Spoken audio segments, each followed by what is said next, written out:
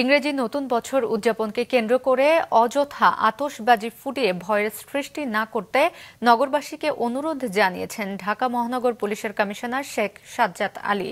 31শে December উপলক্ষে সকালে DMP media সেন্টারে এক সংবাদ সম্মেলনে কমিশনার জানান, শব্দদূষণ মানুষের শরীরে ও মনে নানা ধরনের বিরূপ প্রতিক্রিয়া তৈরি করে। শিশু, বৃদ্ধ, পশুপাখি থেকে শুরু করে অনেকেই ক্ষতির সম্মুখীন হন। এ ব্যাপারে সবাইকে সচেতন থাকার অনুরোধ জানান তিনি।